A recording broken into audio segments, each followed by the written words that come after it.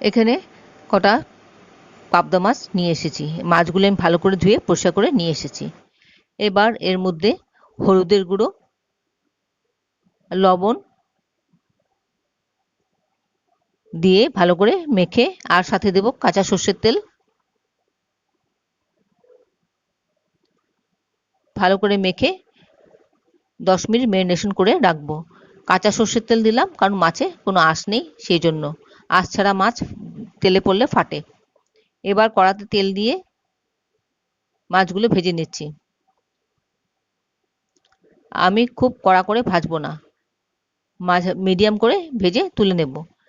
পাবদা মাছ খুব বেশি কড়া করলে ছিবড়ি ছিবড়ির মতো লাগে, তাই মোটামুটি ভেজে তুলে নেব। এবার তারপর আলু ভেজে নিচ্ছি। বিউলি ডালের বড়ি দিয়ে দিলাম, সেগুলোও ভেজে তুলে নিচ্ছি। এবার ওই তেলেই গোটা জিরে ফোড়ন দিয়ে দিলাম, আর দিলাম একটা কাঁচা লঙ্কা, টমেটো কুচি, জিরে গুঁড়ো, ধনে গুঁড়ো, শুকনো লঙ্কা গুঁড়ো, হলুদের গুঁড়ো, আদা বাটা, লবণ স্বাদ মতন, সামান্য জল দেব, দিয়ে মশলাটা কষিয়ে একটু ভাজা ভাজা মতন করে নেব। আপনারা যারা এখনো পর্যন্ত আমার চ্যানেলটাকে সাবস্ক্রাইব করেননি, প্লিজ আমার চ্যানেলটাকে সাবস্ক্রাইব করে নেবেন। ফেসবুক থেকে দেখে থাকলে ফলো করে নেবেন, যারা ইনস্টাগ্রাম থেকে দেখছেন তারাও ফলো করে নেবেন। এবার মশলাটাকে খানিকক্ষণ ভাজা ভাজা করে নেব। ভাজা ভাজা হয়ে গেলে পরে হওয়া পর্যন্ত আমি একটু অপেক্ষা করছি। দেখুন টমেটোটা গলে যাচ্ছে আস্তে আস্তে। বাই দ্য ওয়ে, আমি তন্দ্রা লিটল ওভেনে আপনাদের সকলকে স্বাগত।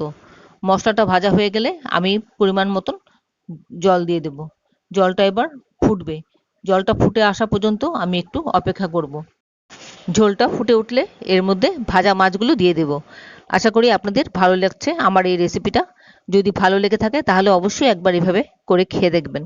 ভালো লাগলে একটা লাইক দেবেন, বন্ধুদের সাথে অনেক অনেক শেয়ার করবেন। ভাজা আলুগুলো দিয়ে দিলাম, সাথে দিয়ে দিলাম ভাজা বড়িগুলো। এবার সবগুলো একসাথে খানিকক্ষণ ফুটিয়ে উপর থেকে ধনেপাতা ছড়িয়ে দেব। ছড়িয়ে দিয়ে একটু সময় 1 মিনিট মতন মিশিয়ে গ্যাসটা অফ করে দেব। গ্যাসটা অফ করে দিয়ে তারপর ঢাকা দিয়ে দেব। ঢাকা দিয়ে 1 মিনিট স্ট্যান্ডিং টাইম দিলেই আমার কিন্তু রান্নাটা রেডি হয়ে যাবে। এরপর আমি পরিবেশন করে দেব। গরম ভাতে এই রান্না দারুণ লাগে। তাহলে ভিডিওটা আজকে এখানে শেষ করছি। আবার দেখা হবে।